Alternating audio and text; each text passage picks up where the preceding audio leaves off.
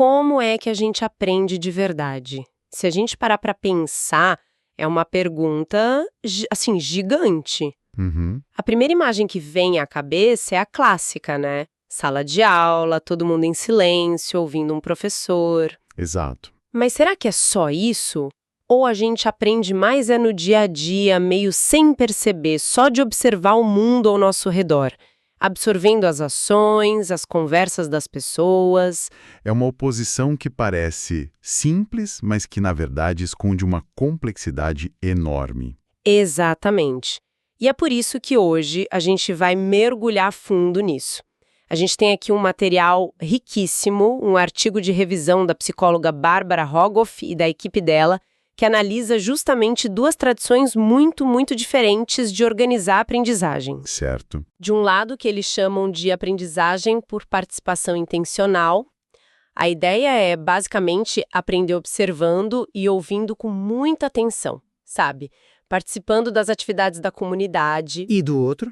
E do outro, um modelo que eles batizaram de instrução em linha de montagem, que é aquele aprendizado mais formal, recebendo informação de especialistas, de um jeito meio separado das atividades do mundo real. Entendi. E o nosso objetivo aqui é tentar entender como essas duas abordagens moldam não só o que a gente aprende, mas, e talvez isso seja o mais importante, em que tipo de aprendiz a gente se transforma. Uhum. Ok, vamos desvendar isso. E o ponto de partida do artigo é fascinante. Ele diz que, embora todo ser humano aprenda observando, a ênfase que cada cultura dá a essa habilidade varia de uma forma, assim, absurda. Nossa! E o que eu acho mais importante deixar claro desde o começo, o artigo não coloca esses dois modelos como uma briga de bom contra mal. Não é tão simples. Certo, não é um contra outro. Não é. A metáfora que eles usam, e que eu acho genial, é a de dois prismas.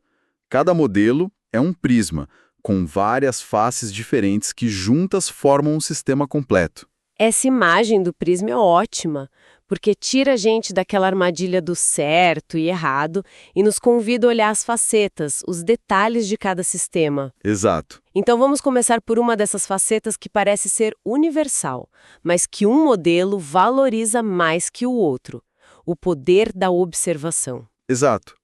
É a base de tudo. É tão onipresente que a gente mal nota. Totalmente.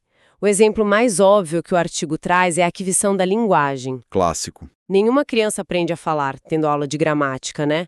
Ela ouve, observa, imita, e o mais incrível é que elas aprendem coisas que não são ditas diretamente para elas. Uhum. Elas pegam no ar os pronomes, as formas de tratamento, as gírias que os adultos usam entre si.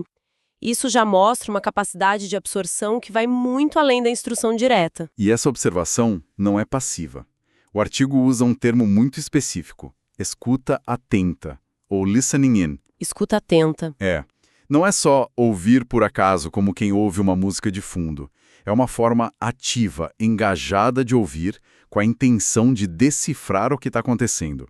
É uma habilidade. Quer dizer, é quase como se a pessoa estivesse espionando, no bom sentido, para poder aprender. Exatamente. E os exemplos que eles dão são muito fortes. Um deles é sobre os homens Inuit no Ártico, do Quebec. Certo. Muitos relataram em entrevistas que aprenderam a caçar e a sobreviver naquele ambiente extremo, basicamente só observando os mais velhos, em silêncio, por anos. Nossa, anos. Anos.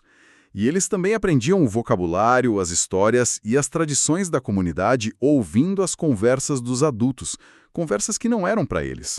Eles ficavam ali no canto, o mais discretos possível, só absorvendo. Isso é muito diferente do nosso modelo, onde a gente espera que o conhecimento seja direcionado, sabe? Empacotado e entregue para a criança. Agora é a hora da aula de história. Exato. Ali o conhecimento está simplesmente... Disponível no ambiente. Está disponível para quem desenvolve a habilidade de captá-lo. Tem outro exemplo ótimo, dos adolescentes Maori na Nova Zelândia. Uhum. A cultura deles tinha uma prática em que os pais e avós deliberadamente fechavam os olhos, ou seja, fingiam não ver os jovens que ficavam ali à margem das rodas de conversa dos adultos para que eles pudessem ouvir e aprender. Que interessante! Era um convite silencioso a essa escuta atenta. Essa forma de aprender é extremamente valorizada justamente em comunidades onde as crianças não são separadas das atividades dos adultos. Elas fazem parte do fluxo da vida. Certo. Então, esse modelo de participação intencional parece ser algo muito orgânico, né? Muito integrado à vida. O que me leva à pergunta inevitável. Se isso é tão natural, como foi que o outro modelo, o da linha de montagem, se tornou tão dominante no mundo ocidental? Ah, aí a história fica boa. Aqui é onde fica realmente interessante. A explicação é histórica. O artigo mostra como, ao longo do século XX, especialmente nos Estados Unidos, ocorreu um movimento progressivo de segregação das crianças. Elas foram sendo retiradas do mundo dos adultos. Como assim, segregação? Parece uma palavra forte. Mas é o termo que o artigo usa e que faz todo o sentido no contexto. Pensa no período colonial ou no início do século XIX. Ok. A casa e o local de trabalho eram, na maioria das vezes, o mesmo lugar. Uma fazenda, uma oficina de um artesão. As crianças cresciam vendo os pais trabalharem, participando de tarefas, elas estavam imersas naquele universo. Com a Revolução Industrial tudo muda, o trabalho vai para a fábrica, e aí surgem dois movimentos importantes. As leis de trabalho infantil, que foram criadas com a ótima intenção de proteger as crianças da exploração brutal nas fábricas, e a escolaridade obrigatória. E o efeito colateral disso, que ninguém planejou, foi afastar as crianças do ambiente de trabalho dos adultos. Exato. Elas passaram a viver num mundo paralelo, o mundo da escola. Exatamente. E o que acontece quando você cria uma instituição separada para educar milhões de crianças ao mesmo tempo? Você precisa de um método, de um sistema. Claro. E o modelo que inspirou as escolas por volta de 1900 foi literalmente o modelo da fábrica. A eficiência industrial, o taylorismo estava no auge, e os gestores educacionais da época importaram essa lógica para a educação. Espera, isso é literal. Eles pensavam na escola como uma fábrica. Literal. O artigo cita uma metáfora que hoje soa absolutamente chocante, tirada de um livro de administração educacional de 1916. Manda. É de cair o queixo. Totalmente. Chocante a pouco. Então, toda a estrutura que a gente conhece vem daí. O professor como o operário, a criança como a matéria-prima. Pensa na lógica. O professor se torna um trabalhador técnico que insere informações. As crianças são vistas como receptáculos passivos de conhecimento.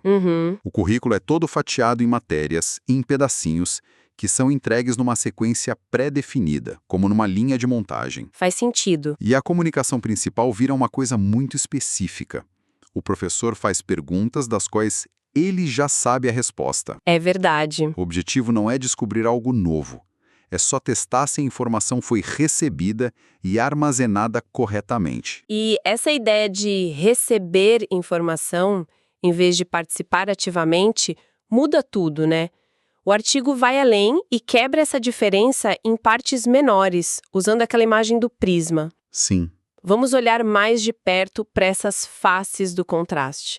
Por onde a gente começa? Que tal pela estrutura e pelos papéis?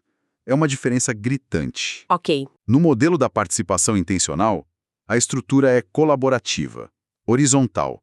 Os papéis são flexíveis. Todo mundo contribui com o que sabe. Certo. O artigo descreve, por exemplo, como a comunidade Manitoulin, no Canadá, lida com a morte de alguém. A cova é cavada, o caixão é feito, a comida é preparada, tudo acontece de forma orgânica, sem que uma pessoa esteja no comando, dando ordens. As pessoas veem o que precisa ser feito e fazem. É uma organização que emerge da necessidade, não de uma hierarquia. E no modelo da linha de montagem? Aí a estrutura é o oposto, rigidamente hierárquica. O professor está no topo, gerenciando tudo. O artigo usa outra metáfora boa. O professor age como uma central telefônica. Central telefônica? É. Ele decide quem fala, quando fala, sobre o quê e por quanto tempo. A participação não é livre, é controlada. Essa diferença na estrutura deve ter um impacto gigantesco na motivação dos alunos, imagino. Total. E essa é outra face do prisma. Motivação e propósito. Certo. Na participação intencional, a motivação tende a ser intrínseca, ou seja, vem de dentro. Por quê? Porque a atividade tem um propósito claro e imediato. O aprendiz vê o resultado final do trabalho. Ele sabe por que está fazendo aquilo. Exatamente. O exemplo dos aprendizes de alfaiate na comunidade Vai, na Libéria, é perfeito. Desde o primeiro dia, eles veem um mestre fazer uma roupa inteira. Eles entendem o processo todo. Então, mesmo quando a tarefa deles é só varrer o chão ou fazer uma costura simples, eles sabem exatamente como aquela pequena parte contribui para o todo. O propósito é visível. Faz todo sentido. Você está aprendendo algo que serve para alguma coisa real. E na linha de montagem, o propósito se perde. Muitas vezes, sim. O aluno aprende a fórmula de Bhaskara, mas não sabe para que aquilo serve no mundo real. Aham. A aprendizagem é de habilidades desconectadas, fragmentadas. E quando o propósito não é claro, a motivação precisa vir de fora. Ela se torna extrínseca. Ou seja, notas, estrelinhas no caderno, elogios dos pais, ou, no outro extremo, o medo da punição, de reprovar. Exato. A motivação não é mais eu quero aprender isso porque é útil e interessante. E sim, eu preciso aprender isso para passar na prova. Aham. O artigo traz uma citação de uma mãe do povo Mazahua, no México, que é simplesmente demolidora. Qual é? Perguntaram a ela o que acontece se uma criança não quer aprender a trabalhar. E ela responde com uma naturalidade espantosa. Nunca vi ninguém ter problemas para mostrar a uma criança como trabalhar. Elas mesmas têm interesse. Uau! Isso diz tudo. Não é? A frase dela parte do princípio de que o interesse é a coisa mais natural do mundo, se a atividade fizer sentido. Nossa, quebrou tudo aqui. Exato. E isso nos leva a outra faceta, que é a fonte do aprendizado e o tipo de comunicação. Na participação intencional, a fonte primária é a própria atividade real. O aprendizado acontece no fazer, no observar o fazer. Ok. A comunicação verbal existe, claro. As pessoas conversam, explicam coisas, mas a fala acompanha a ação. Ela não a substitui. Entendi. Uma habilidade que se torna crucial nesse modelo é a capacidade de prestar atenção a várias coisas ao mesmo tempo. Você tem que observar o gesto do artesão, ouvir a conversa dele com o cliente, sentir a textura do material. É uma atenção ampla. Enquanto no modelo de linha de montagem, a fonte do aprendizado são as aulas, os livros, os exercícios, coisas que acontecem fora do contexto real da atividade. E a comunicação verbal se torna a ferramenta principal. Muitas vezes, a fala substitui a ação. Certo. Em vez de construir uma casa, os alunos leem sobre como construir uma casa ou ouvem o professor falar sobre isso. E a atenção exigida é o oposto. É uma atenção focada numa única fonte de informação, o professor, ignorando todo o resto. O artigo conta uma história que ilustra esse choque de mundos de uma forma, assim, brutal. É sobre uma menina americana de 8 anos que estava vivendo numa comunidade inuit. É uma anedota perfeita. A menina vê um grupo de crianças inuits brincando e quer participar. Normal. E ela se vira para uma mãe inuk que estava por perto e pergunta: "Como eu brinco? Me diga o que fazer. Quais são as regras?" A reação dela é totalmente moldada pelo sistema escolar. Ela espera receber instruções verbais. E a resposta da mãe Inuk é de outro mundo. É de outro paradigma. Ela responde gentilmente: "Observe-as e você verá como funciona." Simples assim. E a menina? A menina americana não entende. Ela insiste: "Eu não sei aprender observando, você não pode me dizer." Não acredito. Ela literalmente verbalizou que não foi treinada naquela habilidade fundamental. É de uma clareza assustadora. Nossa, é muito forte. Mostra como um modelo de aprendizagem não é só um método. Ele se entranha na gente, molda a nossa forma de ver e interagir com o mundo. Totalmente. E isso me leva à última face do prisma que o artigo detalha: a avaliação. Como cada modelo avalia se o aprendizado aconteceu. A diferença é, de novo, total. Na participação intencional, a avaliação não é um evento separado. Ela acontece durante o processo, de forma contínua, e o objetivo dela é ajudar a corrigir o rumo. O feedback é imediato e contextualizado. Certo. E o mais interessante, não se avalia só a habilidade técnica, avalia-se o interesse, a iniciativa, a disposição da criança em ajudar. A avaliação é sobre o engajamento no esforço coletivo. Exatamente. Tem um exemplo de um pai Mazawa que critica o filho de 7 anos. A crítica não é "você fez a tarefa errada", mas sim por falta de interesse. Falta de interesse. É, e por não tomar a iniciativa de ajudar quando via que o trabalho precisava ser feito. O que está sendo avaliado é a postura de um participante da comunidade. Entendi.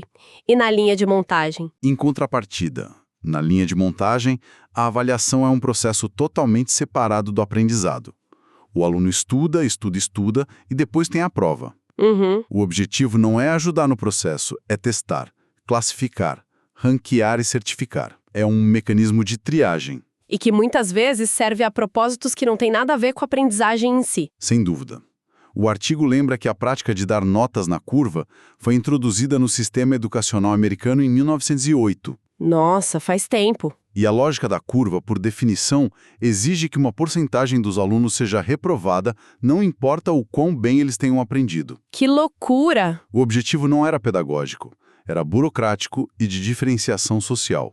Era uma ferramenta para selecionar quem iria para a universidade e quem iria para o trabalho manual. Então, o que tudo isso significa? Quando a gente junta todas essas peças, qual é a grande foto que aparece? A grande foto, eu acho, é que essa discussão vai muito além de educação formal versus informal.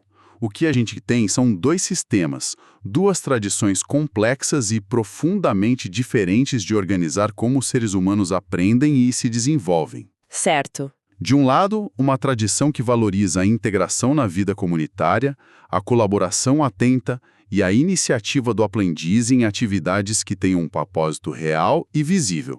E do outro, uma tradição que se baseia na segregação das crianças do mundo adulto, na hierarquia, na transmissão de informações abstratas e descontextualizadas, com a promessa de que aquilo talvez seja útil num futuro distante. Perfeito. E claro, a gente sabe que na vida real as coisas se misturam. Nenhuma escola é 100% linha de montagem e nenhuma família é 100% participação intencional. Sem dúvida. As escolas e as famílias podem e muitas vezes fazem uma mistura de elementos. Existem professores que criam projetos incríveis, super colaborativos. Sim. Existem famílias que adotam uma postura mais de instrução direta. O valor de analisar esses dois modelos puros é que eles funcionam como uma lente. Uma lente. Gostei disso. Eles nos ajudam a enxergar as práticas do nosso dia a dia e a nos perguntar: isso que eu estou fazendo como pai, como professora, como gestor, se parece mais com qual modelo? E quais as consequências disso? É uma ferramenta para a gente pensar a própria prática. Exatamente. E isso nos deixa com uma pergunta final, uma provocação para quem está nos ouvindo refletir. Manda. Considerando que a grande maioria dos sistemas educacionais do mundo foi construída sobre as fundações do modelo da linha de montagem, Uhum. que habilidades valiosas a gente pode estar sem querer deixando de lado ou até mesmo suprimindo. Habilidades como a observação aguçada, a iniciativa para resolver problemas em grupo e a própria capacidade de aprender simplesmente por participar atentamente do mundo ao nosso redor. É uma boa pergunta. Será que, na nossa busca por eficiência, a gente não está desaprendendo a aprender?